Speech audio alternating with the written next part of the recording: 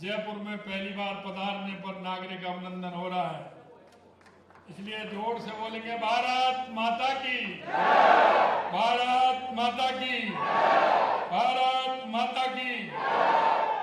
आज के इस हम सबके सम्मानीय महामहिम राज्यपाल श्री ओम प्रकाश जी माथुर साहब, जो पहली बार जयपुर के अंदर आप पधारे हैं, एक बार जोरदार तालियों के साथ स्वागत और अभिनंदन।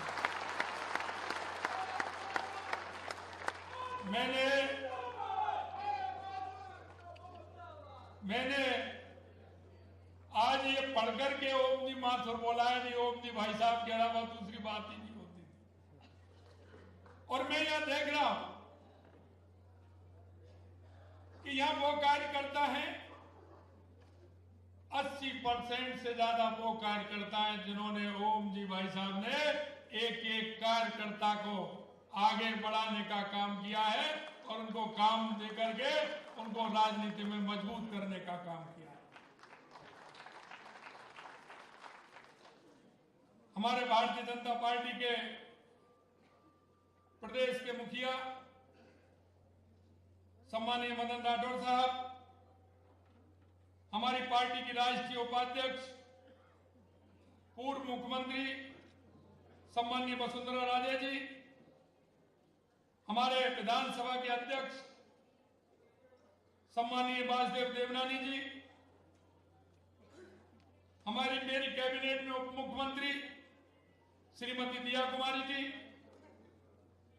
श्री प्रेमचंद बैरवा जी, पार्टी के हमारे पूर्व प्रदेश अध्यक्ष सम्मानीय अरुण चतुर्वेदी जी, सम्मानीय अशोक बरनामी जी, सम्मानीय सीपी जोशी जी, हमारे राज्यसभा के सांसद पार्टी के वरिष्ठ नेता घनश्याम तिवारी जी, हमारी पार्टी के पूर्व प्रतिपक्ष के नेता पार्टी के वरिष्ठ नेता सम्मानीय राजेंद्र राठौड़ जी, हमारे मंत्रिमंडल में हमारे साथी सम्मानीय राजवर्धन सिंह जी राठौड़ साहब, हमारी जयपुर की सांसद मंजू शर्मा जी, हमारे ग्रामीण के जयपुर के सांसद राव राजेंद्र जी, इस कार्यक्रम के संयोजक पूर्व सांसद सम्मानीय रामचंद्र मौर्य जी, उप महापौर पुनीत कर्णावत जी, एस.एस. अग्रवाल जी, मेरे सामने बैठे पार्टी के वो सभी वरिष्ठ कार्यकर्तागण जो लंबे समय से राजस्थान के अंदर इस पार्टी का काम कर रहे हैं, मंत्रिमंडल के मेरे साथी, सम्मानीय विधायकगण, सम्मानीय सांसदगण और इस पूरे ऑडिटोरियम में जो पार्टी का काम करते करते उन्होंने इस पार्टी को आगे बढ़ाने का काम किया, ऐसे मेरे सभी भाई और बहनों, सभी कार्यकर्ता बंधुओं, मैं आप सभी का अभिनंदन करता हूं, वंदन करता हूं, आप सभी को नमन करता हूं। मैं सबसे पहले तो माननीय ओम जी भाई साहब को पुनः जयपुर की इस पावन धरती पर पधारने पर अभिनंदन और स्वागत करता हूं। निश्चित रूप से आपका सानिध्य, जब मैं विद्यार्थी परिषद के अंदर काम करता था, पहली बार मेरा आपसे जो मुलाकात हुई थी जब आप किसान संघ में काम करते थे, और आपको ताज्जुब होगा आज गाड़ियों में जाने में दिक्कत होती है। ओम जी भाई साहब मोटरसाइकिल से जाते थे और मोटरसाइकिल से हमारे दिलबाग सिंह जी थे भरतपुर के अंदर, उनका गांव धौलपुर और भरतपुर के बीच में है खान सूरजापुर। आपका प्रवास किसान संघ के नाते होता था। पहली मुलाकात मेरी आपसे, मैं विद्यार्थी परिषद में काम करता था, उस समय हुई थी। निश्चित रूप से जब मैं राजनीति में आया 1990 में, जब मेरे को युवा मोर्चे का मंडल अध्यक्ष का दायित्व मिला, तो मैं भाई साहब को, जब मैं जयपुर आया तो मेरी भाई साहब को संगठन महामंत्री के रूप में मेरी मुलाकात हुई और मैं सौभाग्यशाली हूं, क्योंकि आप सभी ने कहा कि भाई साहब जहां जहां जिन प्रदेशों में गए हैं, मेरे को भी सौभाग्य मिला है। मैं जहां जहां भाई साहब प्रभारी रहे, भाई साहब ने मेरे को आमंत्रित किया। 1992 में सबसे पहले जब अयोध्या का आंदोलन चल रहा था, राम मंदिर का आंदोलन चल रहा, उसमें आपका सानिध्य मिला। उसके बाद 1994 में 93-94 में उत्तर प्रदेश के चुनाव थे, तो आपको सबसे बड़ा टास्क मिला था एटा और इटावा, क्योंकि उस समय मुलायम सिंह जी वहां चुनाव लड़ते थे, मुलायम सिंह जी का दबदबा था वहां। उस क्षेत्र में आपको पश्चिमी उत्तर प्रदेश का प्रभारी बनाया था, वहां आपके साथ जाने का मुझे सौभाग्य मिला। और ये कहानी लगातार चलती गई। 97 में मेरे को युवा मोर्चे का अध्यक्ष बनाया और मैं युवा मोर्चा के जिला अध्यक्ष के नाते आपके नेतृत्व में काम किया। और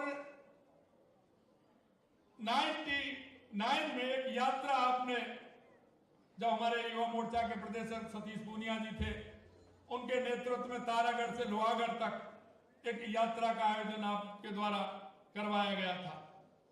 मैं उस समय जिला अध्यक्ष था, तो आपका मार्गदर्शन हमेशा मिलता था। और वो यात्रा एक ऐसी यात्रा थी, क्योंकि 98 में हम चुनाव हारे थे। पहली बार माननीय हमारे पूर्व मुख्यमंत्री और हमारे भारत के पूर्व उपराष्ट्रपति भैरव सिंह जी शेखावत जब उस यात्रा के दौरान अलवर में पहली बार गए थे, और वहां आपका हमने देखा कि जिस तरह से उस यात्रा का आपने पूरी तरह से तारागढ़ से लोहागढ़ तक उस यात्रा का आपने नेतृत्व किया, और उसमें आपने युवा मोर्चा के द्वारा उस यात्रा को निकालने का काम किया। यही नहीं, 2004 के अंदर झारखंड का चुनाव हुआ, जहां प्रभारी थे। प्रभारी होने के नाते आपने मेरे को भी वहां आमंत्रित किया, मैं भी वहां गया। 8-10 कार्यकर्ता भी मेरे साथ थे। लेकिन वो समय वो था जो नक्सलवाद झारखंड के अंदर बहुत बड़ी तादाद में था और पीक टाइम पे था। बहुत बड़ा आंदोलन नक्सलवाद का चल रहा था, और उस नक्सलवाद को चलते हुए आपको टास्क दिया था कि आप झारखंड के प्रभारी हैं। मैं वहां गया, जिस होटल में हम रुकते थे उसी होटल में आप रुके हुए थे। आपको मालूम पड़ा कि मैं वहां से प्रचार करके और मिलकर के मैं लेट आता हूं। एक घटना हो गई थी, एक दूसरे राजनीतिक दल की एक गाड़ी थी, उस पर हमला हुआ और उसमें 4 लोग मारे गए थे। सुबह अखबार में आया, भाई साहब ने सुबह 8 बजे मेरे को बुलाया और बुला के मेरे को डांट दी कि आप शाम को बहुत लेट आते हो, आप 6 बजे पहले, 5:30 बजे, 6 बजे पहले आप होटल आ जाया करो। मैंने कहा भाई साहब क्या हो गया? पहले तो भाई साहब ने मेरे तरफ अखबार फेंका कि आप अखबार देखिए आज इसमें क्या आया है। मैंने उस अखबार को पलटा, देखा, मेरी समझ में कुछ नहीं आया उसमें क्या आया है। भाई साहब ने बताया ये क्या लिख रहा है? मैंने कहा साहब इसमें ये लिख रहा है कि इस राजनीतिक दल की गाड़ी थी और उसमें 4 लोग सवार थे, उस पर हमला हो गया और वो चारों के चारों चले गए। उन्होंने कहा इसलिए मैंने कहा है आप रात को 9 बजे और 10 बजे आते हो। इतना ध्यान रखते हुए हमको कहा कि नहीं, आपको 5, 5:30 बजे प्रचार करके आपको आ जाना। मैं आपसे कहना चाहता हूं कि जिस तरह से भाई साहब ने जो काम किया है और आपके सानिध्य में जो हमने काम सीखा है, हमने देखा है, आपने भाजपा कार्यकर्ताओं के साथ जो आपका स्नेह रहा है वो किसी से छुपा हुआ नहीं है। अगर कोई जयपुर आया है और कार्यालय में आया है तो बिना ओम जी भाई साहब से मिले हुए नहीं जाते। मैं कह सकता हूं कि आपने जिस तरह से एक विचार को लेकर के, एक अपनी संस्कृति और विचार को लेकर के आपने जीवन भर जिस तरह से काम किया है, एक कार्यकर्ता के रूप में काम करते हुए आपने ऊंचाइयों को छुआ है। हमने देखा है कि आप गुजरात के प्रभारी और लगातार कभी झारखंड के प्रभारी, कभी उत्तर प्रदेश के प्रभारी, जहां आप प्रभारी रहे, एक दो जगह को छोड़ करके बाकी आपने सानिध्य में काम करने का मौका हमें मिला है। मैं कार्यकर्ताओं को इतना कहना चाहता हूं कि भाई साहब ने जो काम किए हैं, निश्चित रूप से भारतीय जनता पार्टी राजस्थान को उसमें से बहुत कुछ सीखने को मिला है। ऐसे कार्यकर्ता जिनको उन्होंने खड़ा किया, उन कार्यकर्ताओं को आगे बढ़ाने का काम किया। और मैं यही कहना चाहता हूं कि हमारे कार्यकर्ता जब काम करते हैं तो निश्चित रूप से उस विचार को लेकर के चलते हैं। आज धीरे धीरे, क्योंकि हमने देखा है हमारे भरतपुर में तो 93 में पहली बार भारतीय जनता पार्टी का टिकट दिए गए थे, क्योंकि कई जिले ऐसे थे राजस्थान के वो समझौतों में जाते थे। लेकिन आप संगठन महामंत्री के नाते हमें पता है, आपने पहली बार कहा था कि हम किसी से समझौता नहीं करेंगे, पार्टी सभी सीटों पर चुनाव लड़ेगी। जब सभी सीटों पर हम चुनाव लड़े थे और 93 में दोबारा हमारी सरकार रिपीट हुई थी, क्योंकि राम मंदिर आंदोलन में हमारी सरकार को 90 में गिरा दिया गया था बाद में। मैं आपसे इतना कहना चाहता हूं भाई साहब, आपका सानिध्य हमारे सभी कार्यकर्ताओं को जिस तरह से मिला है, निश्चित रूप से हमारे कार्यकर्ता आपके बताए हुए रास्ते पर निश्चित रूप से चलेंगे। आपका जो समर्पण, कार्यकर्ताओं के प्रति भाव, आप हमें पता है कार्यकर्ता को डांटते भी थे, लेकिन अगले क्षण ही आपको पुचकार के उसको बुलाते थे और उसको काम देते थे, और काम दे करके उस कार्यकर्ता के मनोबल बढ़ाने का काम करते थे। आज हम कह सकते हैं कि आप महामहिम बन करके सिक्किम में गए हैं, और मुझे पता है आपको कोई ना कोई टास्क मिलता है। अब आप तो नहीं बताएंगे, लेकिन हम निश्चित रूप से कहना चाहते हैं कि सिक्किम में भी कोई ना कोई टास्क आपको दिया है, इसलिए आपको वहां का राज्यपाल बना। मैं आज इस अवसर पर इतना ही आपसे कहना चाहता हूं कि आपका सानिध्य निश्चित रूप से मिले, हम सबका आप मार्गदर्शन करते रहें। आप भले ही महामहिम हैं, लेकिन हम सबका मार्गदर्शन, क्योंकि हम सभी आपसे भाई साहब कहते हैं, और ये वास्तविकता है। जैसे ही ओम जी भाई साहब कहेंगे तो ओम जी माथुर साहब नहीं कहेंगे, हम जैसे ही निकलेगा ओम जी भाई साहब का तो ओम जी भाई साहब ही निकलती है। ये माननीय मदन जी भाई साहब ठीक कह रहे थे कि ओम जी को ओम जी भाई साहब के नाम से ही लोग जानते हैं। अंत में मैं आपको पुनः, आपने ये कार्यक्रम दिया, इसके लिए मैं आपको बहुत बहुत शुभकामनाएं देता हूं, और यहाँ आए पुनः सभी राजस्थान के सभी कार्यकर्ताओं की तरफ से आप सभी को बहुत बहुत शुभकामनाएं, बहुत बहुत शुभकामनाएं। जय हिंद, जय भारत, जय राजस्थान। हमने सुनी हमारे राज्य के मुख्यमंत्री भजनलाल जी की जुबानी और ओम जी भाई साहब के साथ किए गए कार्यकर्ता के रूप में उन कामों की कहानी। अब वक्त आ गया जब हम एक अभिनंदन पत्र के माध्यम से आपके व्यक्तित्व को, कृतित्व को शब्दों में नहीं बांधा जा सकता। कई अनछुए पहलू, कई वो बातें जो जीवन प्रेरणाप्रद रहेगी, उनको शब्दों में पिरोने की कोशिश हुई है। मैं अभिनंदन पत्र वाचन के लिए पूर्व प्रदेश अध्यक्ष अरुण चतुर्वेदी से निवेदन करूंगा कि वो अभिनंदन पत्र का वाचन करें।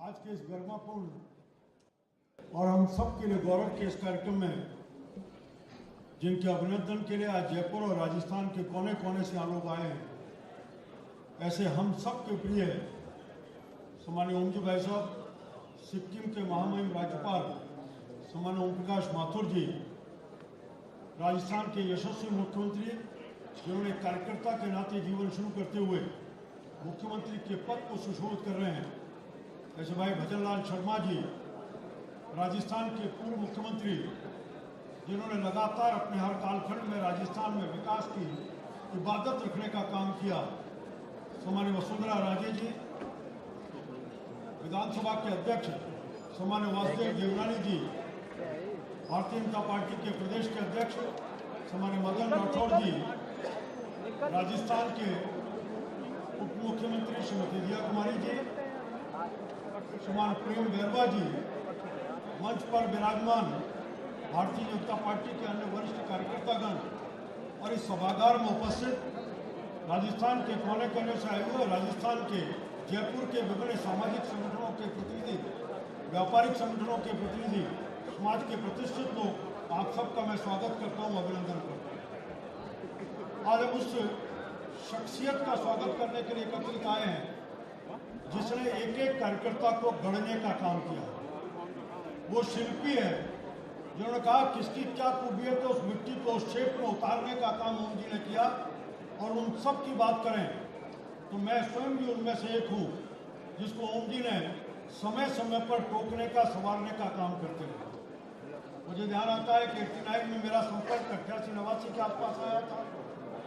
ओम जी किसान संघ के संगठन महामंत्री के चोमो हाउस पर एक कार्यालय में रहते थे और सुनाते से कभी कोई विषय आता था तो मार्गदर्शन की बात रहती थी।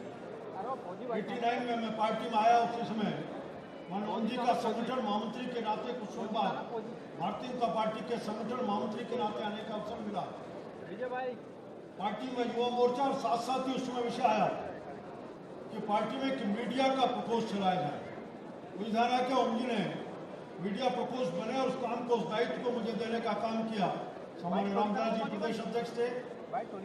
कई बार जब हम प्रेस का वक्तव्य लेकर के हम जाया करते थे, पूछते थे, ओम जी ज्यादा नहीं कहते थे, तुम्हें अपनी योग्यता में कमी है क्या?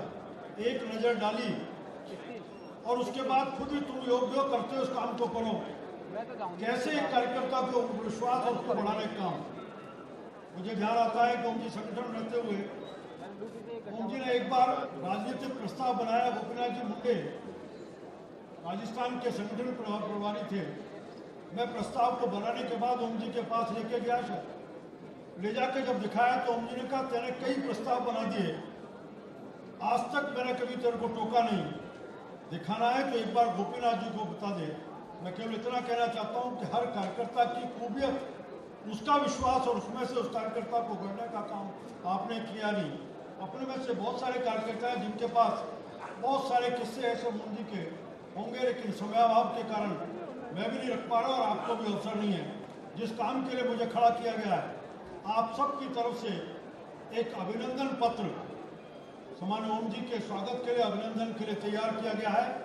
मैं उस अभिनंदन पत्र का वाचन आपके सामने कर रहा हूं और मेरे वाचन के बाद मंच पर बैठे हुए सदस्य लोग उस अभिनंदन पत्र को सामान्य ओम जी को समर्पित करने का काम करेंगे, भेंट देने का काम करेंगे। हे कर्तृत्व एवं व्यक्तित्व के धनी, राष्ट्र प्रथम की अवधारणा के उपासक, राष्ट्राय स्वहा इदम राष्ट्राय इदम न मम के उद्घोषक, भारतीय ज्ञान दर्शन के संवाहक, राष्ट्र धर्म सनातन संस्कृति, आदर्श जीवन मूल्यों और शुचितापूर्ण राजनीतिक व्यवस्था के प्रबल समर्थक, हे महाश्रेष्ठ, आपका अभिनंदन करते हुए हम सभी हर्षित हैं, उत्साहित हैं, गौरवान्वित हैं। हे प्रेरणापुंज, आप सिक्किम राज्य के महामहिम राज्यपाल, राष्ट्रीय स्वयंसेवक संघ एवं भाजपा के हजारों लाखों कार्यकर्ताओं और स्वयंसेवकों के लिए अपनत्व और ऊर्जा के प्रेरणापुंज हैं। हजारों कार्यकर्ता आपको अपना आदर्श मानकर निरंतर कर्तव्य पथ पर मां भारती की सेवा में सक्रिय हैं। हे उद्यम और परिश्रम के पर्याय, शौर्य और स्वाभिमान के लिए विश्वविदित मारवाड़ की पुण्यधरा, पाली जिले के बाली तहसील के छोटे से गांव बेडम में जन्म लेने के पश्चात संपूर्ण भारतवर्ष में अपने कर्म और उद्यम से समस्त जनों के हृदय में स्नेह ममत्व का स्थान बनाने के आपके विचारों के लिए आपको संस्कार देने वाले आपके माता पिता ऐसे पुत्र को जन्म देने के लिए धन्य हैं। ये कुशल संगठन संपूर्ण भारत राष्ट्र को अपना परिवार मानने वाले युगदृष्टा और कुशल संगठनकर्ता के रूप में राजस्थान भाजपा के संगठन महामंत्री, अध्यक्ष और उत्तराखंड, गुजरात, महाराष्ट्र, उत्तर प्रदेश, मध्य प्रदेश, झारखंड और छत्तीसगढ़ जैसे राज्यों के प्रदेश प्रभारी, भाजपा के राष्ट्रीय सचिव, राष्ट्रीय महासचिव, राष्ट्रीय उपाध्यक्ष, केंद्रीय चुनाव समिति के सदस्य के रूप में आपके धैर्य, गांधीर्य और स्नेह से सभी प्रभावित हैं और आपकी निर्भीक अभिव्यक्ति क्षमता के सभी प्रशंसक हैं। हे प्रखर नेतृत्व, राष्ट्रीय स्वयंसेवक संघ के कार्यकर्ता से लेकर संपूर्ण भारत में अपने अमिट नेतृत्व क्षमता की छाप छोड़ते हुए कुशल राजनीतिक संबंधों का आधार बने और प्रखर बुद्धि, कार्यकुशलता और अटल आत्मविश्वास से हम सभी को अनुकरणीय एवं प्रेरणास्पद नेतृत्व प्रदान किया। हे मरुधरा के लाल, आजीवन दृढ़वती, कर्मयोगी, ध्येयनिष्ठ, राष्ट्रोत्थान और समाज सेवा के लिए कृत संकल्पित हे मानव श्रेष्ठ, आज आपका अभिनंदन करते हुए हम सभी धन्य हैं, गौरवान्वित हैं। हम सभी आपके अच्छे स्वास्थ्य, दीर्घायु, यशस्वी और उज्जवल भावी जीवन के लिए ईश्वर से प्रार्थना करते हैं। भवदीय श्री ओम प्रकाश माथुर, नागरिक अभिनंदन समारोह समिति जयपुर, भाद्रपद अमावस्या, विक्रम संवत 2021, मंगलवार दिनांक 3/9/2024, जयपुर। ये अभिनंदन पत्र मैं माननीय राजेंद्र जी, SS अग्रवाल साहब, पुनीत जी और मंच पर बैठे हुए सभी लोगों से आग्रह करूंगा कि माननीय ओम जी को समर्पित करें, भेंट करें।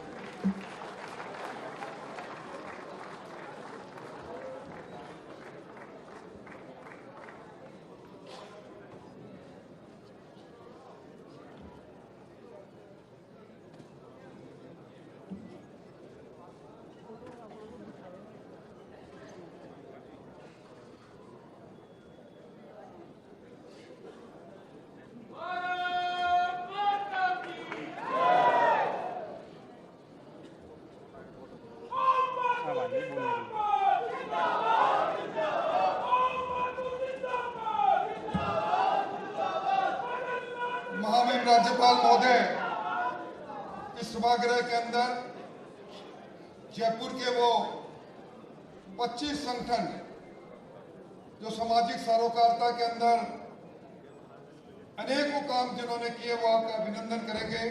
और अभिनंदन करें उससे पहले अब समय है हम उस शख्सियत को बुलाएं, 4 दशक की राजनीति सामाजिक सफर, जो कि क्यों दरदीनी चदरिया, कार्यकर्ताओं के शिल्पीकार, राजस्थान के गौरव और हमारे सबके अभिमान। मैं महामहिम राज्यपाल ओम प्रकाश जी माथुर से कहूंगा कि वो आए और हम सब लोग आज इस दिन के लिए अभिनंदन करने आए हैं। हमारे सबकी भावनाओं के को अंगीकृत करते हुए आप अपना आशीर्वचन दें। आगे जाना पड़ेगा।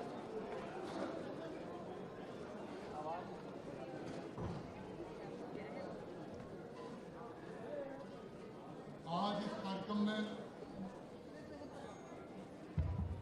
उपस्थित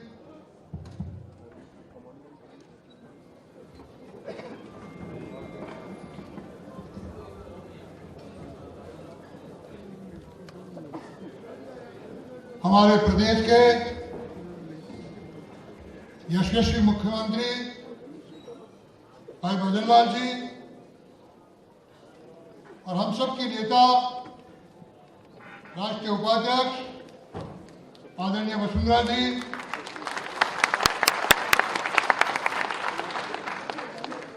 पार्टी के जिला प्रदेश अध्यक्ष, आपके भी जिले गुजरा हुआ है। आज मुझे मदन जी गाड़ी में साथ कह रहे थे कि भाई साहब मैं अभी जिले से बाहर नहीं निकल पाया, प्रदेश में आया उसका ध्यान नहीं हो रहा हूँ। आज रास्ते में कह रहे थे, हाँ मैं याद करूँगा। प्रदेश अध्यक्ष भाई मदन जी राठौर, विधानसभा के अध्यक्ष आदरणीय वासुदेव जी, मेरे बड़े भाई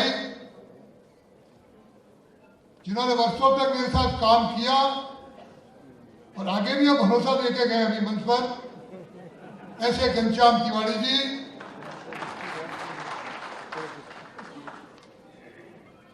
आदरणीय अरुण चतुर्वेदी जी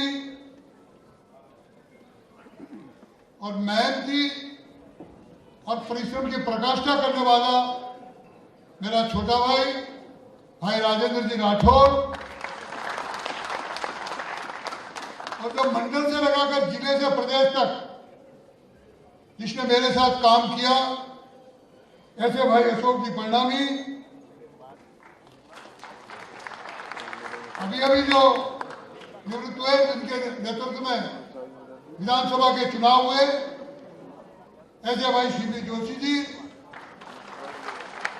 आदरणीय जिया जी, आदरणीय प्रेम जी, और लगभग 15-20 दिन से इस कार्यक्रम के लिए रात और दिन एक करने वाले ऐसे हमारे रामचंद्र जी बोहरा जी, ऐसे अग्रवाल जी, पुनीत कन्नावर जी, इनकी पूरी टीम इस क्षेत्र की, जयपुर की सांसद बहन मंजू जी, आदरणीय राव साहब, उपस्थित कार्यकर्ता बंधुओं, साथियों, मित्रों, बहनों, और यहाँ उपस्थित जैसा अभी बताया गया राजेंद्र जी द्वारा कि लगभग जयपुर के सभी भिन्न भिन्न प्रकार के संगठनों के आए हुए सारे प्रतिनिधिगण, व्यापारीगण और राजनीतिक क्षेत्र के भी सारे जुड़े हुए कार्यकर्ता बंधुओं,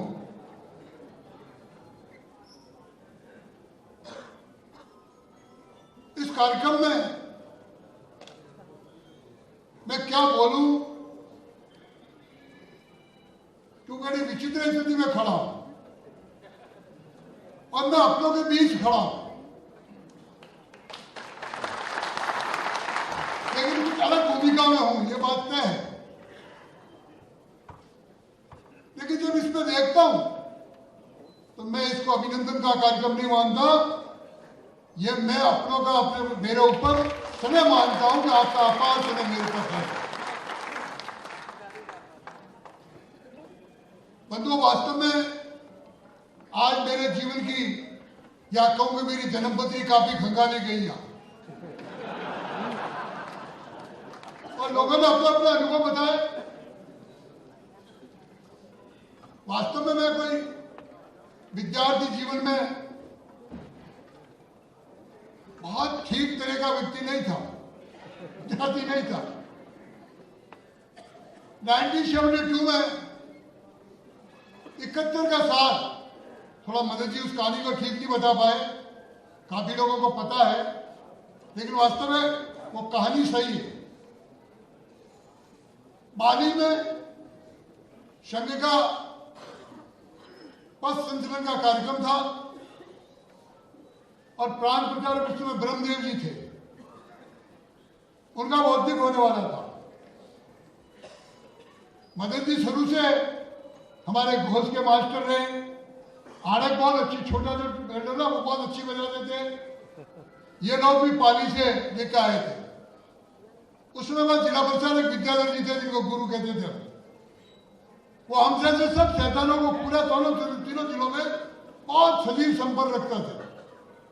जो अच्छे खिलाड़ी हो, थोड़े ऊंचे कदकाठी के हो, जो हर मामले में भिड़ने की हिम्मत रखते हो, तो उनको भी निमंत्रण दिया गया, हमारे संघ का प्रदर्शन है, आप आइए।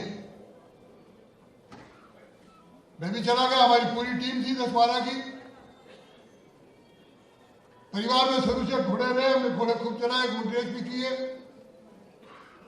तो मदन जी के उस संघ के कार्यक्रम में जो घोड़े पे फल लगे बैठने वाले थे, वो मदन जी गणपति सोनी थे माली के। अच्छा, 8 फुट मोटे ताजे। अब घोष का जैसे ही वो पड़े, वाज जम पे डंडा पड़े, घोड़ा बीत के, तो गुरु ने आके कहा हमें टाइम दिया हुआ है, घोड़ा तो बिदक रहा है थोड़ा। मैंने कहा लाओ इसको मैं ठीक कर दूं। 5 भी नदी बहती थी, मैंने दौड़ाया, उसके मुंह में झाग आया, मैं खड़ा कर दिया, फिर भी वो बैठे नहीं। तो बड़े होशियार होते हैं ना संघ वाले, तो कैसे पकड़ा जाए। तो मुझे कहा आप बैठ सकते हो क्या? मैंने कहा आपकी ड्रेस ही मेरे पास नहीं है, कहाँ से बैठूंगा? तो विद्याधर जी का नहीं, वस्तु भंडार में मिलती, अभी आपको ला के पहना देते। तो मैंने कहा मेरे पास पैसे ऐसे नहीं है। तो देखा कि ऐसा मिल रहा है जिसको जिंदगी भर घोड़ी पे नहीं बिठाना है, तो बिना पैसे ही ड्रेस दे दो। और मेरी संघ की प्रार्थना घोड़े पे बैठने की वजह से पहली प्रार्थना हुई। लेकिन मैं कह सकता हूं कि संघ ने मेरे जीवन में पूरी टेबल टर्न की। मैं जिस रास्ते में चल रहा था, शायद पता नहीं आज वो कहां जाता रास्ता, लेकिन मुझे टेबल टर्न करके ठीक जगह लाया। ऐसे कई उदाहरण मैं कोई कल्पना नहीं कर सकता। 1979 में इमरजेंसी के तुरंत बाद माननीय दत्तोपंत जी ने किसान संघ बनाया। मेरी भी खेती में रुचि थी, घर में अच्छी खेती थी, और उसमें माननीय लक्ष्मण सिंह जी उस समय संवाद प्रचारक थे। वो लक्ष्मण सिंह जी को किसान संघ का प्रांत का संगठन मंत्री का दायित्व दिया। और लक्ष्मण सिंह जी हमारे फार्म में पहले भी आया जाया करते थे। मेरे फार्म में उस समय अब तो काफी कुछ डेवलप हो गया। एक बड़ा सा टैंक बना रखा था, कॉलेज के विद्यार्थी वहीं पढ़े रहते थे, मेरे वहीं। तो लक्ष्मण सिंह जी जनरली मतलब प्रवास होता तो आके बैठ जाते थे, और टंके टाके भी नीचे बैठ के जवानों के मेरे ऊपर पानी डालो बाल्टियों से, और वो थकते नहीं थे, घंटे भर तक पानी डलवाते रहते थे। तो उन लोगों के ध्यान में आया, मुझे उनके साथ लगा दिया। बंधुओं, ये ओम प्रकाश माथुर इस जयपुर में 10 साल तक चौमू हाउस में कर्नल नरपत सिंह जी के मकान के बंगले के पीछे गैरेज में रह के किसान संघ को खड़ा किया। वो कमरा गैरेज में रहकर, उस समय बड़ा विचित्र था। जब नया नया किसान संघ में मैं आया तो बिस्तर भी एक हुआ करता था। आज या होगा कहीं ना कहीं भीड़ में किसान संघ का उत्साह का कार्यकर्ता, मेरा नंदाल जाकर जरूर होगा। जब वो कभी कार्यालय आते तो बिस्तर आड़ा बिछाते थे, टांगे नीचे रहती थी। ऐसी परिस्थितियों में काम शुरू किया। धीरे धीरे काम बढ़ा, काम करने की कुवत थी मेरे में। जयपुर जालोर सिरोही जिले में वहां जीरा पैदा होता है, पानी के समय में बड़ी प्रॉब्लम थी। मंडी थी ऊंचा, तो जीरा को ऊंचा ले जाने में बड़ी किसान को दिक्कत आती थी। मैंने कहा भाई क्यों दिक्कत आ रही, हम ले जाएंगे जीरा। और 1984 में एक ऐतिहासिक आंदोलन हुआ, जिसको इंडियन एक्सप्रेस जैसे अखबार ने पूरे हिंदुस्तान में मेरे फोटो के साथ छापा। मेरा उस समय हमने कहा हम कानून तोड़ेंगे, हम जीरा लेके जाएंगे और मंडी में किसान खुद बेचेगा। उसमें पीएन भंडारी साहब सेल टैक्स कमिश्नर थे, दीपक उप्रति वहां प्रोफेशन में एसडीएम लगा हुआ था, और वो एसडीएम आए, कानून बदला। और उस समय नरेंद्र मोदी जी ने भी, क्योंकि वो भी पहले विभाग प्रचारक थे, मेजर संघ का काम था, वो संघ के काम में थे विभाग प्रचारक, मैं किसान संघ में आ चुका था। लेकिन मैंने उनसे भी कहा कि उधर से किसान संघ गुजरात में हमारा स्वागत करे, और वो स्वागत हुआ, कानून तोड़ा, और उसके बाद नरेंद्र मोदी और हमारी मित्रता भी बढ़ी। लेकिन जब वो ताकत देखी, क्योंकि मैं चौमू हाउस चौराहे पे रहता था, आदरणीय भैरू सिंह जी जो आज कार्यालय है, उस कार्यालय में नेता प्रतिपक्ष के साथ रहते थे। तो उन्होंने लक्ष्मण सिंह जी को और सोहन सिंह जी को पूछा, भाई ये जवान कौन है जिसने इतना विशाल आंदोलन किया? यानी रानीवाला से लगाकर मंडाली चौकी तक ट्रैक्टर खत्म नहीं हुए थे, 128 ट्रैक्टर की टोली जीरा सही उस समय निकली थी। तो भैरू सिंह जी ने ध्यान में आया कि लड़का कौन है। लंबा चौड़ा व्यक्ति लगता तो नहीं कि पीछे माथुर लगता होगा, लेकिन ये पिता भी ग्रामीण जीवन का।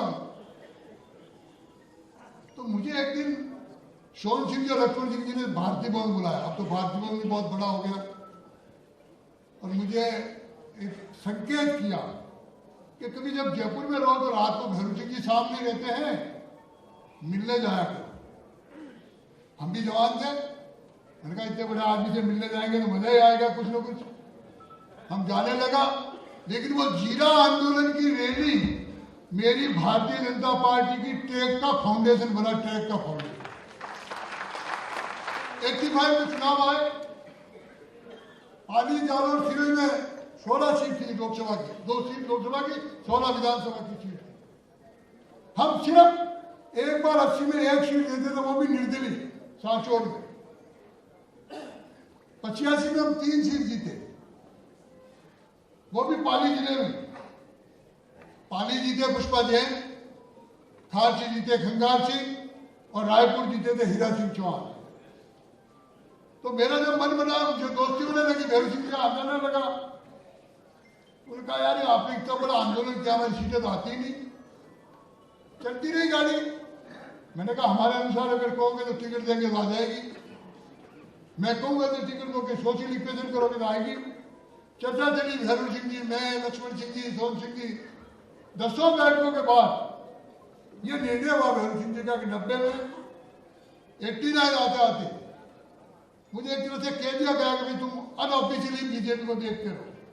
मैंने कहा बड़ा विचित्र काम है, किसान संघ का काम करते, कहा मुझे हम तो किसान संघ में धड़ल्ले से भाषण देते थे। राजनीतिक जूता दरवाजे के बाहर खोल करके हमारा आया करो, नहीं तो हमारे यहाँ प्रवेश नहीं। और उस आदमी को कहने जाओ तुम राजनीति में। तो भैरू सिंह जी ने कहा नहीं, 3 सीट आप टिकट नहीं दोगे, बाकी तो दे दो। सहयोग से टिकट हमारे कहने के अनुसार सब राय से दिए। अब उस समय समझौता था जनता दल से, 1 सीट पाली की जनता दल को थी। हमें चुनाव हुआ, मीटिंग हुई, भैरू सिंह जी क्या करोगे? मैंने कहा साहब 16 में से कम अगर ऐसे टिकट दिए तो 9 सीट आएगी। अब भैरू सिंह जी जैसा होमोजीनियस स्वभाव, मैं भी वैसा मस्ती से।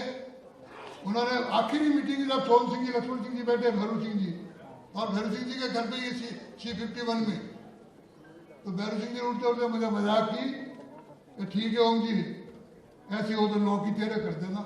मैं साहब 13 की तो गारंटी नहीं दूंगा, लेकिन 9 तो जरूर आएगी। अगर 9 नहीं आई तो मुझे सुना देना। और संयोग ऐसा बैठा, ये बेटे मदन जी गवाह है, वो जो निर्दलीय जनता दल का कैंडिडेट था वो कमजोर था, और वह हमारे एक फपूंद खड़ी हो गई थी निर्दलीय। और इन सब ने प्लान किया भाई साहब इसकी मदद करो, ये जीत जाएगा। और उसमें फिर बाली से अमृत प्रभात 2.5 वोट में जीत के आया और 13 सीट आई। और उसी दिन मेरी भारतीय जनता पार्टी में सेंट्रल मंत्री का मौका जीत गया। और लगभग 12 वर्ष में उस कार्यालय में रहा। वसुंधरा जी, आपने तो पता नहीं बीजेपी के कार्यालय को क्या क्या बना दिया। भगवान जाने कहाँ तो लकड़ियां लग गई, कहाँ हॉल बन गए, कितने एसी लग गए। ये संगठन मंत्री तो 12 साल तक कूलर में उस कार्यालय में एक छोटे से कमरे में रहा, एक कमरे। आपने खर्चा किया, आपने आखिर कोई ना कोई आवे, इतना बड़ा आदमी तो हमारे लाभ तो हो गए उसका। अच्छा क्या वो अच्छा क्या, लोग आराम से कर रहे। तो उसमें फिर खड़ा हुआ। अब आइए देखें आगे मेरी परीक्षा। 92 में ढांचा टूटा, 5 सरकारें भंग की। राजस्थान, मध्य प्रदेश, उत्तर प्रदेश, हिमाचल और दिल्ली। 93 में वापस चुनाव आए। बेटा है अभिमन्यु से डालते नहीं, वो छोटा सा था। बेटा है क्या? हाँ बेटा है। तो रात को भैरू सिंह जी को मुंह में लाके गोली डालता रहे। अब भैरू सिंह जी ने जिद की कि मैं गंगानगर से लड़ूंगा। हमारी टीम ने निर्णय किया कि नहीं, गंगानगर से नहीं जीत पाएंगे। मैंने भैरू सिंह जी को कहा साहब आप नहीं जीतोगे। उन्होंने कहा कल आया पार्टी में जवान और मुझे कह रहा नहीं जीतूंगा। और हमारी काफी झोड़ हुई, लेकिन वो झोड़ होमोजीनियस होती थी। खूब जोड़ करके पापड़ की सब्जी और रोटी दोनों साथ ही खा लेते C51 में। बहुत जिद हुई, नहीं माने। तो मैंने पुष्प जी को रिक्वेस्ट की। मैंने कहा पुष्प जी तुम्हारे पास एक काम तो है नहीं अभी, एक काम करो, ये भैरू सिंह जी उस समय एक फार्म जाके कोई भी भर सकता नक्षत्र खोल, और हम 4-5 फार्मों के नक्षत्र कराते थे। तो मैंने कहा पुष्प जी तुम फार्म भर दो। मुझे नहीं फार्म भरा, क्या कहेंगे डॉक्टर साहब, लेकिन जो कहेंगे मुझे कहेंगे, चिंता मत करो ना। कमर बहुत मजबूत है, मार खाने के लिए चिंता मत करो। उसे भी भारत उसे ने अखबार में आया, भैरू सिंह की जबरदस्त नाराज, बहुत ज्यादा नाराज, कैसे ले गए, क्या ले गए, क्यों ले गए।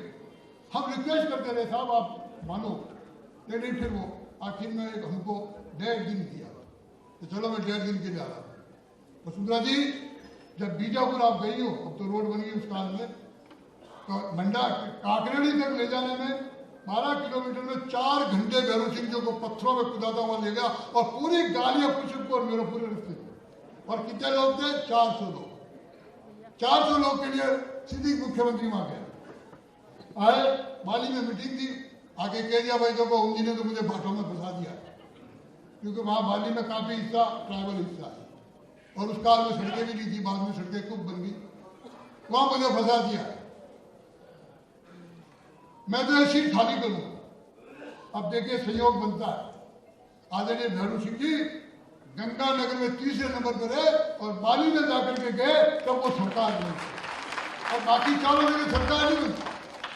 और उससे पहले एक काम और किया, बैठे राजेंद्र जी यहाँ, जनता दल के साथ समझौता था, तो वो जो हमको पीरियड मिला, उस पीरियड में हमने 28 लोगों को डाल के जनता दल डी बनाया, जिसमें आदरणीय राजेंद्र सिंह जी भी थे और दिग्विजय सिंह जी उनके अध्यक्ष बने। उन सबको टिकट दिया और वो सब जीते, इसीलिए सरकार बनी दोबारा, नहीं तो सरकार उस समय भी नहीं बनी।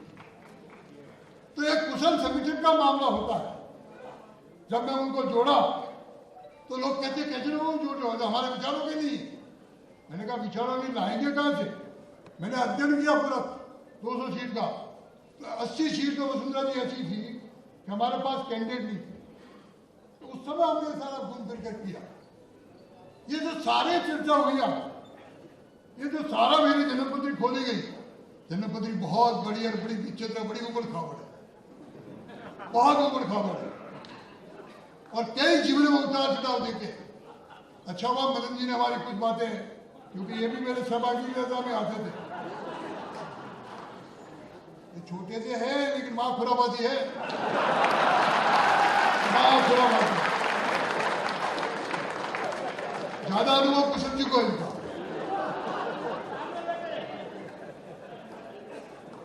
लेकिन वो दृश्य था, वो मस्ती का वातावरण था, वो वायुमंडल था, लोग आपस में होमोजेनियस करते थे, दिन में खूब नूरा कुश्ती होती थी, रात को बैठ करके साथ भोजन करते हुए सारी चीजें बुला करके आगे बढ़ जाते थे। और इसीलिए आज वसुंधरा जी ने गुजरात की चर्चा की थोड़ी सी, पर लोग गुजरात में 7 का चुनाव इतना ईजी नहीं था, बहुत कठिन चुनाव था। वसुंधरा जी जानती है, इन्होंने बोला नहीं जानबूझ कर, लगता है राष्ट्रीय उपाध्यक्ष नहीं पता क्या हो रहा है।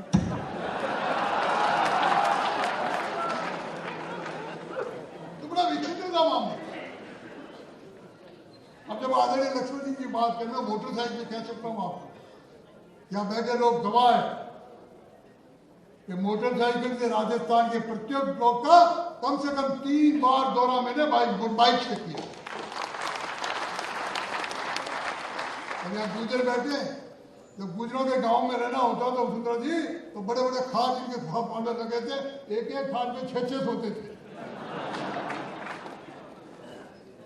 ये जो दृश्य जो चला गया, जैसा चीफ मिनिस्टर जी, मुख्यमंत्री जी ने बताया आपको, कहां दिलबाग खिड़की, खानवा का युद्ध हुआ वहां के, मैं मोटरसाइकिल जो वहां बैठा हूं, गंगानगर जाना था, यहां से गंगानगर की ट्रेन चलती है जयपुर स्टेशन से, उस समय सीधी बाइक रख देते थे, बाइक रखते हनुमानगढ़ उतरते, संगरिया जाके नाना दौड़ा करते, फिर मोटरसाइकिल से प्रवास करते।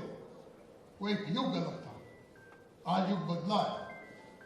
बंधुओं, मोटरसाइकिल से आज चार्टर तक घूमने का अगर बनाया किसने, इस पार्टी ने मुझे बनाया, इस कार्यकर्ताओं ने मुझे बनाया। और मैं कह सकता हूं गुजरात का 7 का चुनाव ये मेरे मेहनती कार्यकर्ताओं के परिश्रम का फल है कि जिन्होंने गुजरात में 7 में भी बहुमत हासिल किया। ऐसी कई घटना मेरे और मोदी जी के बीच में भी हुई, मैं आज उल्लेख भी करूंगा उनका। बहुत घटनाएं, अच्छी दोस्ती रही, ये घटनाएं भी बहुत है, लेकिन घटनाओं के बाद भी उसमें से संगठन निकलता था, संगठन व्यक्ति नहीं निकलता था। ये संगठन की कुवत रहती थी। हर डिबेट में संगठन निकलना चाहिए हमारे पास। अब यहां जो बैठे लोग हैं, मैं कह सकता हूं ज्यादा नहीं तो 20-30% के तो नाम सहित लोगों को जानता हूं।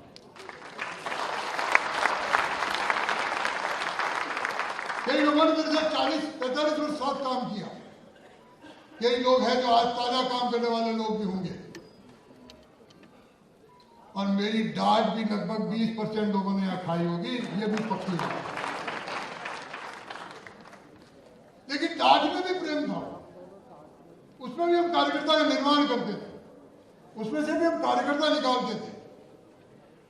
उस कार्यकर्ता की वजह से आज पूरे देश में जो वायुमंडल बना है, अति जबरदस्त वायुमंडल, ये लाखों लाखों कार्यकर्ताओं की, राज्य से कार्यकर्ताओं का परिश्रम करता है। अब मुझे राज्यपाल बनाया, वसुंधरा जी आपका धन्यवाद, आपने राज्यपाल के अधिकार बताए। कई बार लोग कहते हैं, घनश्याम जी तो मजाक में कह ही दिया मेरे को एक दिन अकेले जब जयपुर मिले, कि बहुत बढ़िया हुआ, आराम से काम मिल गया। साहब आराम का काम नहीं है, मैंने अनुभव किया। 31 को मैंने शपथ ली, कल 31 महीना हुआ, सिर्फ 12 दिन में सिक्किम में रहा हूं। मैं 12 दिन में कम से कम वहां की हर लफ्ज को मैंने पहचान ली, और बहुत ताकत है राज्यपाल के पास, अगर करना चाहे बहुत ताकत है। इतनी ताकत आप कल्पना नहीं कर सकते, उसका पास फंड अलग है। और सिक्किम जैसा प्रदेश, मैंने पहला नाथुला का दौरा किया, प्रारंभ में सारे जनरल के साथ बैठना हुआ, brigadier, major general, lieutenant general. उसके बाद मैंने सैनिकों के साथ नाश्ते में बैठा, उनकी राय पूछी, उनकी मन की इच्छा भी क्या अंतर लगता है वो पूछा। डोकलाम से पहले एक काम बहुत अच्छा किया जो आप लोगों को ध्यान रखना चाहिए, अपने पास भी है बॉर्डर, लेकिन वो इधर गांव नहीं होंगे मेरे ख्याल। प्रधानमंत्री जी ने 22-23 में वाइब्रेंट विलेज के नाम से घोषणा की। सैनिक बैठे हैं कुछ, बॉर्डर में जो गांव आने वाले हैं उन गांव को इतना अच्छा करो। 1460 के लगभग वो गांव तय किए, और उन गांवों में 4800 करोड़ की राशि तय की है। और हमारा गवर्नर का काम है कि वह हर प्रकार का उस गांव में विकास पहुंचे। बंधुओं, सीमा की रक्षा खाली सैनिक ही नहीं, सीमा की रक्षा उस सीमा पर रहने वाला नागरिक भी करता है, उसको भी सक्षम बनाना चाहिए। वहां अगर सुविधा नहीं होगी, वहां अगर साधन नहीं होंगे, वहां उसके पास कोई रोजगार नहीं होगा, तो स्वाभाविक रूप से वो शहर की ओर भागेगा। और इसलिए प्रधानमंत्री जी ने यह योजना बनाई, 1460 के लगभग गांव तय किए, और हमको पहला क्लास ये दी कि आप लोगों को वाइब्रेंट विलेज जाना है, और वाइब्रेंट विलेज में क्या क्या हुआ उसकी जानकारी दीजिए। और मुझे तो बड़ा आनंद आया। मैं डोकलाम से जस्ट 15 किलोमीटर पहले एक नाथान करने का वाइब्रेंट विलेज है, मैं जब वहां गया, बढ़िया हाईस्कूल का भवन बना हुआ, लेकिन बंद पड़ा। सरपंच वहां की पढ़ी लिखी, और मुझे सिक्किम में बहुत प्रसन्नता हुई उसमें सुंदर। सिक्किम में पंचायत राज में या लोकल बॉडी में महिलाएं 50% नहीं, 80 से 90% महिलाएं वहां बात करती। अगर 5 सीट है तो 3 महिलाएं चुनेंगे, 2 पुरुष चुनेंगे। इतना बहुत पढ़ी लिखी बच्ची है, खूब होशियार बच्ची है। जब मैंने उनसे बात की, उन्होंने कहा हमारे यहाँ ये हुआ वो हुआ, और क्या चाहिए। तो ये जो वाइब्रेंट विलेज की कल्पना है गवर्नमेंट के लिए, तो ये भी बहुत काम है। अब उदाहरण के लिए बताऊं मैं आपको, सिक्किम की कनेक्टिविटी कमजोर है। डोकलाम जाओ, डोकलाम के बाद चौपर पकड़ो, हवाई जहाज बंद है, और एक हाईवे है NH10। अब गलती हमारे से क्या हुई कि NH10 हमारा है, नो डाउट तीस्ता की बाढ़ आई 23 में।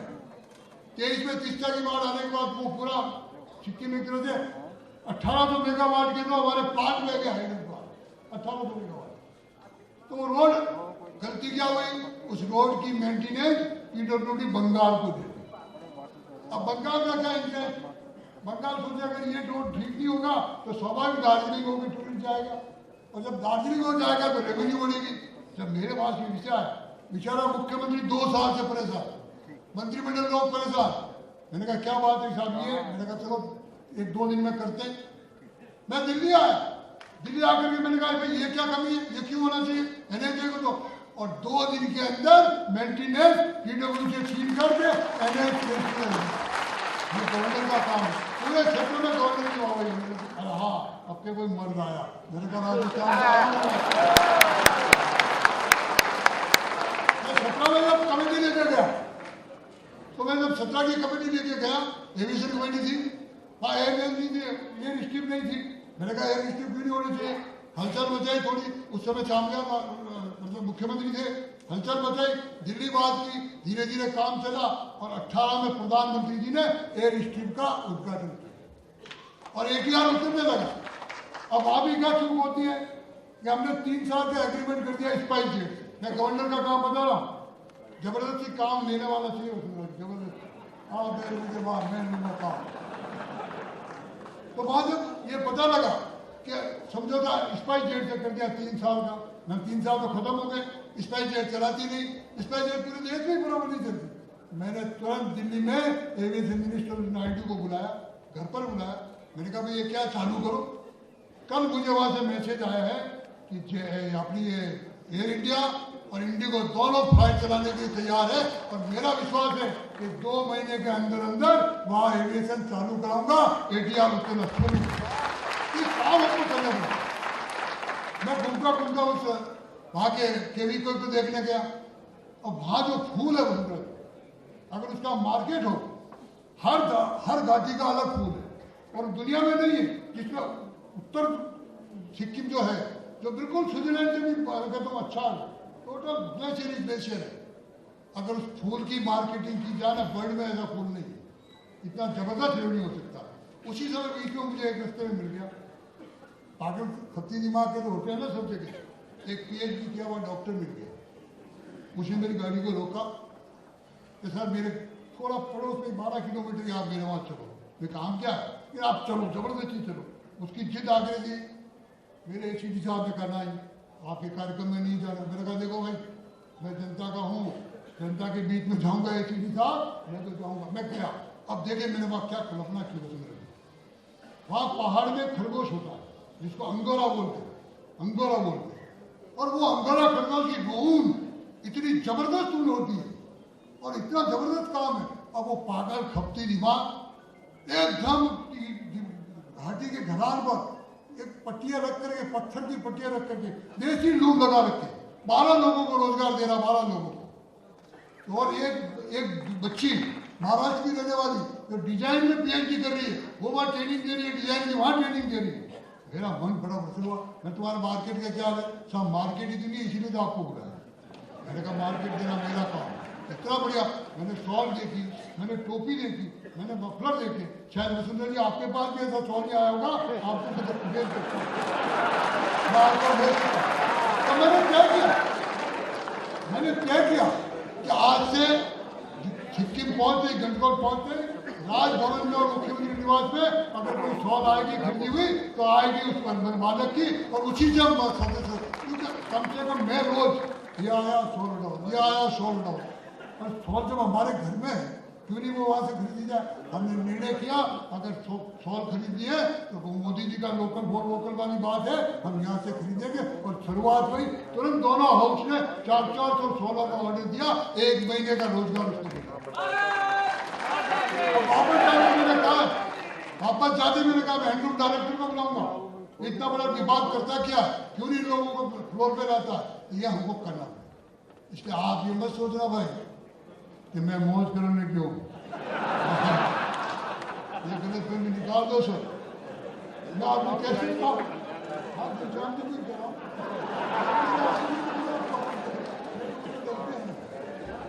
तो वहां काम करने की बहुत क्षमता है। और मैं तो कहता हूं, मैं बताऊं आपको, मेरे से पहले जो गवर्नर थे, गवर्नर हाउस का ही काम उनके मन में आया। वो भी हमारे बनारस के मेरे अध्यक्ष बनाया था उनको, जब UP का प्रभारी था।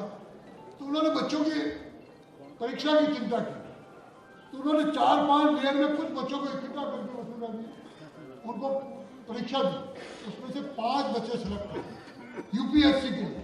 और मुझे गर्व है कि मैंने 5 बच्चों को सर्टिफिकेट देके पूरा खर्चा उनका कोचिंग का गवर्नर हाउस उठाएगा, ये मैंने निर्णय किया और उसकी पब्लिसिटी की हुई है।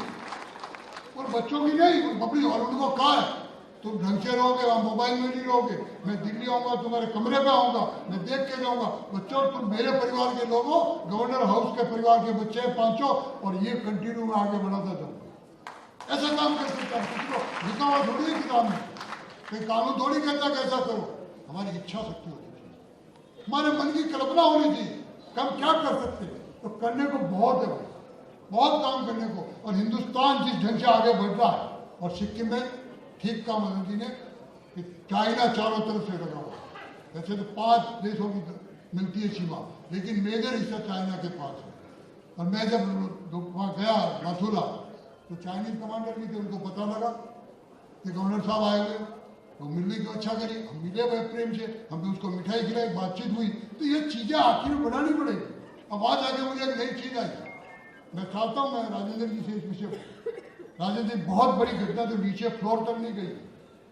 1967 में जब चाइनीज ने आक्रमण किया पर्टिकुलर नाथुला क्षेत्र में, तो अपने यहाँ के शतक सिंह जी जो लेफ्टिनेंट जनरल होकर रिटायर हुए, वो वहाँ ब्रिगेडियर थे, वो देख रहे थे मेरे सैनिक मारे जा रहे। उन्होंने अपने मेजर जनरल से पूछा नो, लेफ्टिनेंट जनरल से पूछा नो, दिल्ली में बैठे हेडक्वार्टर जनरल ने पूछा नो। शकर सिंह जी ने कहा, मुझे मेरा दर्द भूल गया कि राजस्थान का व्यक्ति ऐसा कर सकता है। उन्होंने कहा मैं मेरे सिपाहियों को मरने नहीं दूंगा, और उन्होंने जो मारा है वहां 15 दिन तक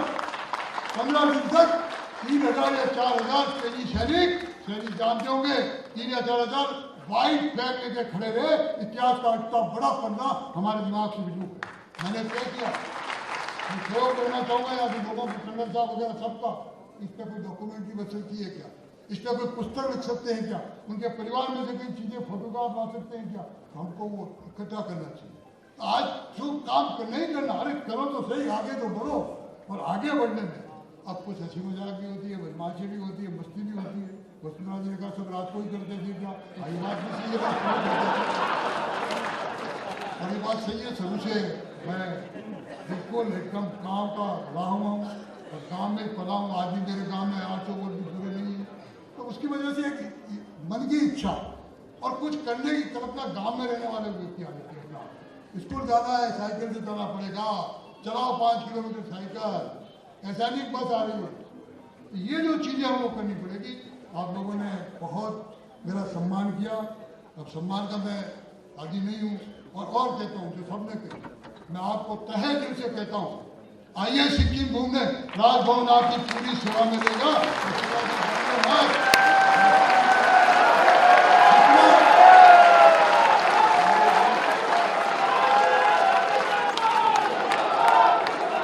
जितना खर्चा होगा उसकी चिंता मत करिए।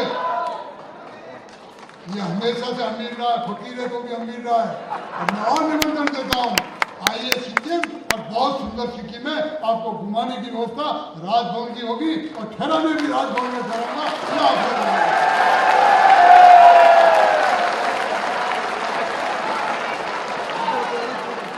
लेकिन एक मेरे सामने भी परेशानी है, अब जो आदमी 24 घंटे कार्यकर्ताओं के बीच में रहा हो, जिसको चौपाल के बिना रोटी नहीं भावे, जिसको हथेली के बिना चाय नहीं पी जाए, जिसको घनश्याम जी से बात के बिना नहीं रह जाए, 2-4 बातें राजेंद्र जी को कहे बिना नहीं रह जाए, तो उसको बांध दिया एडी से। जाओगे प्रोटोकॉल लगेगा, वो लगेगा। ये संकट मेरे सामने सेट होने की कोशिश कर रहा हूँ, धीरे धीरे उस पर ढलने की कोशिश कर रहा हूँ, लेकिन बड़ा संकट है मेरे सामने। अब कोई ऐसा आपको मिलेगा, आप यहाँ बैठिए, वहाँ बैठिए, बड़े लगा रखे रहते, वो कानून करो, क्या कानून करो भाई, मैं तो जनता का आदमी। और मैंने वहाँ सार्वजनिक बयान दिया है, ये गवर्नर हाउस में बैठने के लिए नहीं आया है, ये गवर्नर हाउस जनता के लिए खुला रहेगा, और 24 घंटे जनता को मिलूंगा। ये भाव लेके जाओ, आप सब ने उसका बड़ा काम कर दिया। एक बार पुणे बोला जी, और आपकी पूरी टीम को, ऐसे अग्रवाल साहब, पुनीत जी, आपकी पूरी टीम को मैं धन्यवाद देता हूँ कि आपने इतना परिश्रम करके इतना ऐतिहासिक कार्य किया। मेरे ख्याल से बहुत समय के बाद इस प्रकार का बिरला होटल में बहुत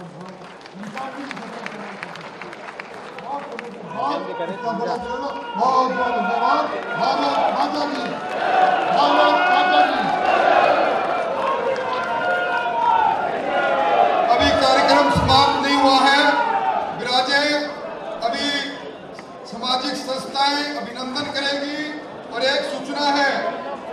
ओम जी माथुर ने सिक्किम की यात्रा के लिए मुझे नोडल ऑफिसर नियुक्त किया।